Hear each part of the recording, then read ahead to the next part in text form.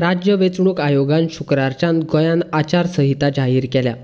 शुक्रार 21 ते 23 मार्च मेरेन गोंयांत जिल्हा पंचायतीच्या वेंचणुके निमतान आचारसंहिता आसतली, अशी माहिती आयुक्त श्रीनिवास्तवान पणजेंत पत्रकार परिशद घेवन जाहीर केल्या. गोंयांतल्या 50 जिल्हा पंचायतीच्या मतदारसंघांतल्यान 30 मतदारसंघ राखीव म्हूण जाहीर केला.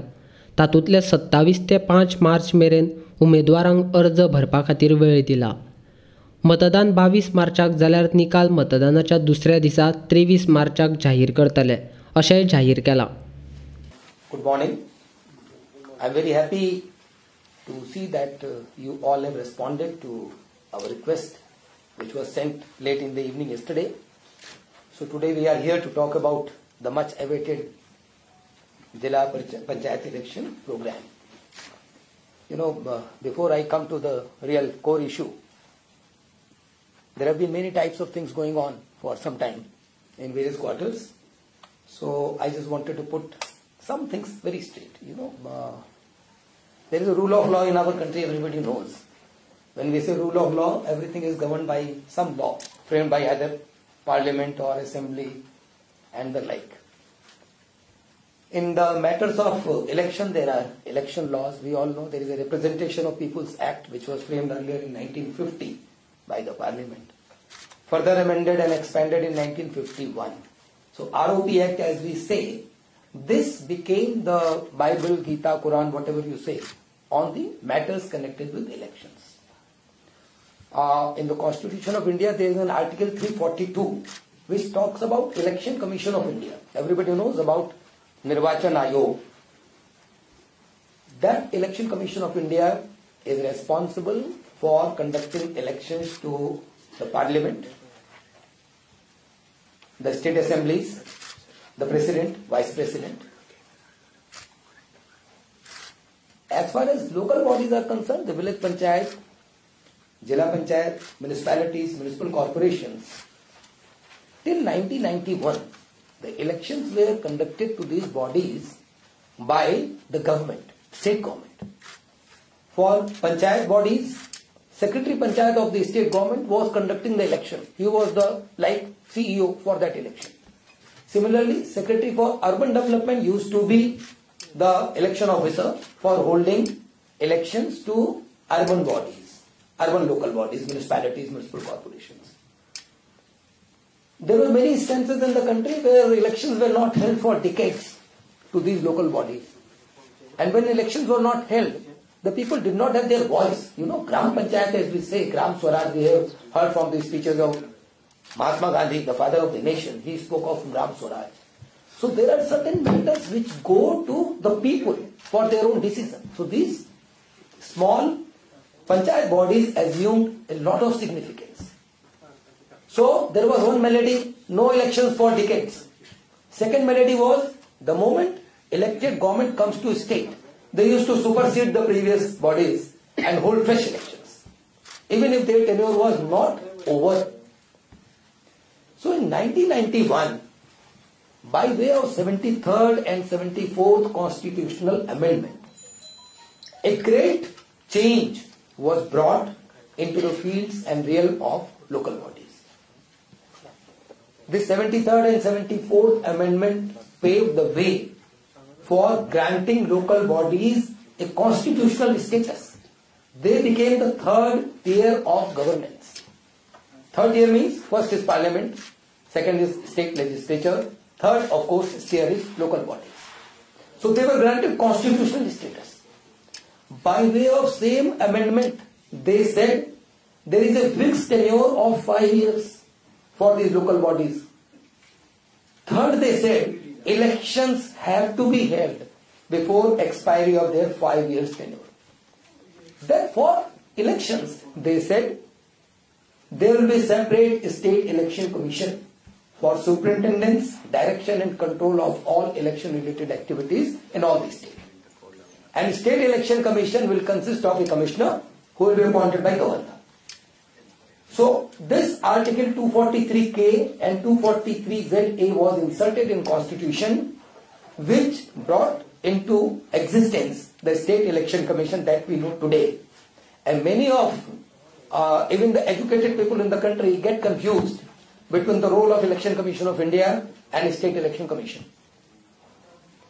So the identical powers were given to State Election Commission under 243. If you read the language of 342 and 243, same language, but we operate in different jurisdiction. Our jurisdiction is different. Now, in order to implement that constitutional amendment, state governments brought out the Goa Panchayat Raj Act in 1994, and the rules were framed in 1996. Putting the historical perspective in view, the importance was we should know what is the importance of local body elections. So the State Election Commission is an independent constitutional body which has been created under Article 243 of Constitution and Section 237 of the Zilla Panchayat and Village Panchayat Act. That is where we are. So now, after coming to this stage, let me also tell you, when the Act was promulgated, Section 7 of the Act, the Village Panchayat Act, said how the Panchayat bodies will be constituted. So it said Director. Director means Director Panchayat. Director shall constitute the number of village panchayats and also divide them into wards. So that is what we say normally as delimitation. Section 7 of the Act also says that the government shall by notification reserve seats for various categories. Categories means scheduled tribes, scheduled castes, backward classes and women. And also for women under ST and OBC category. So this reservation of seats or wards is within the domain of the government, director. We have nothing to do with that. Delimitation is also with them. Similarly, for Zilla Panchayat, there is a parallel provision, I think Section 119. Section 119 of the same Act talks about delimitation of ZP constituencies. It also talks of reservation. And same provisions apply there also. Delimitation will be done by the director. Reservation of seats and the constituency will be done by the government. They shall notify. Then there is another issue which says about the fixation of date. Then we come to the rules. The Zilla Panchayat and Village Panchayat rules for election, conduct of election procedure. Under Rule 10, Rule 10 is very clear, which says the government shall, in consultation with the commissioner, appoint a date for holding polls. So the government consults means we propose a date. They may not agree, but generally they agree. We propose 15th March 2020 date when on 11th June 2019. 11th June 2019, way back we told that please carry out delimitation, reservation of vacancies and also approve this date. So the government approved 15th March 2020 as the date. But the rule also says the government can change the date for holding election because it is their domain with the previous consent of the commissioner if there is any reason. The rule also gives them absolute power even without consulting commissioner. In certain cases they can change the date. But normally it is done in consultation. So that's how the government changed the date from 15th to 22nd March. So that is about the rule position. After giving the legal framework, I think it is very important to understand the roles assigned to the government, to the director and to the State Election Commission in the light of the Constitution, the Zilla Panchayat Act and the rules. Now coming to the election scenario. The existing Zilla Panchayat, their election was conducted on 18th March 2015. 18th March. And the first meeting of this existing Zilla Panchayat was held on 25th March. So their 5-year tenure ends on 24th of March. So we have to hold and constitute a Panchayat before that date. So 22nd March is the day of poll. And accordingly, we have drafted a schedule for holding the election. So now I am coming to the schedule which I have signed and issued today. So this talks of that election to Zilla Panchayat of South Goa and a separate notification of North Goa will be held as per following schedule. We are saying last date and time for receiving nomination papers is 5th March 2020. If I go back, there is a separate order which says that the nomination will begin from 27th of February. 27th of February up to 5th of March. In between there is 1st of March, which is a Sunday. So no nomination takes place on Sunday. The timing given is 10 a.m. to 1 p.m. So I will repeat, from 27th Feb to 5th of March, the nomination will happen. Last date is 5th March. Then on the next day, 6th March, there will be scrutiny of nomination papers filed from 10 a.m. onwards until scrutiny is over. On the next day, on 7th March, the candidates will have the option to withdraw the candidature. For that, time is given 10 a.m. up to 2 p.m.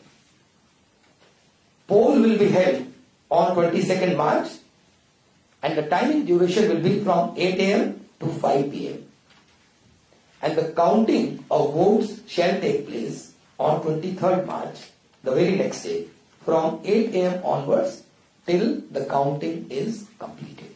I'll request Rukmesh, please circulate the schedule.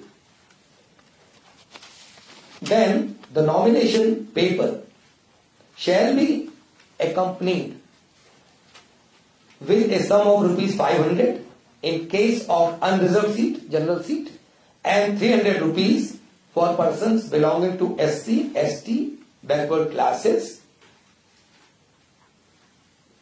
okay, and women, 300. Okay, so this is about our schedule of election.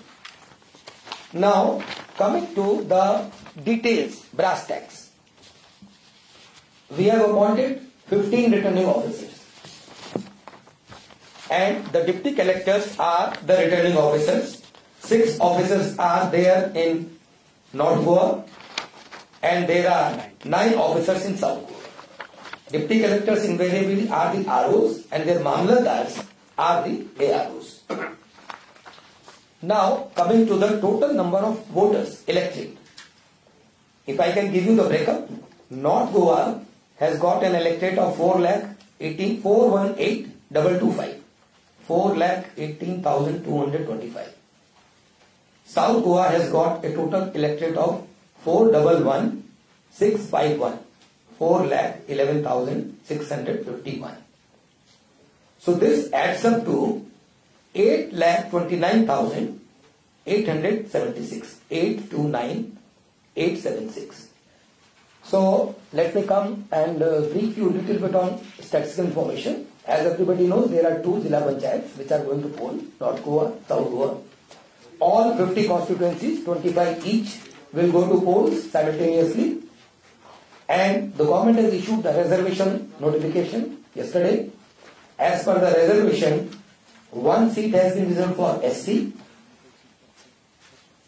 14 seats have been reserved for OBC, out of which 5 are for women, 6 seats have been reserved for ST, out of which 1/3, 2 are reserved for women,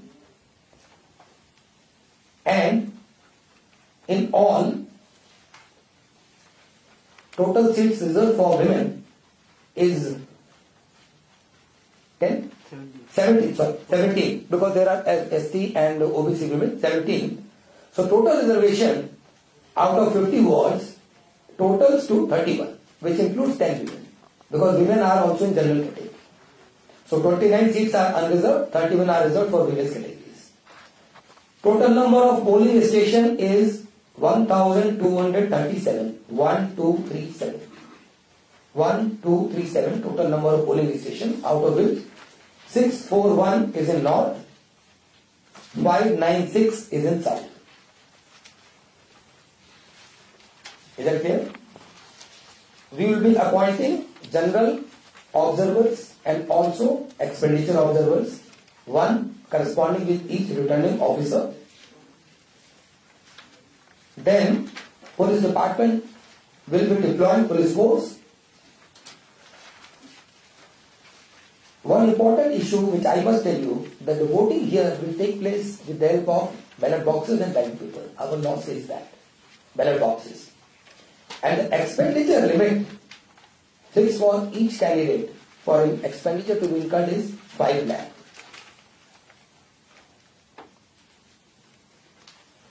and these elections are going to be held on party lines. These are the broad features of the election. Now, coming to the issue of code of conduct, the Commission hereby declares that the model code of conduct will be implemented from today. It will remain in force till the 23rd of March midnight, and it comes into effect with immediate effect.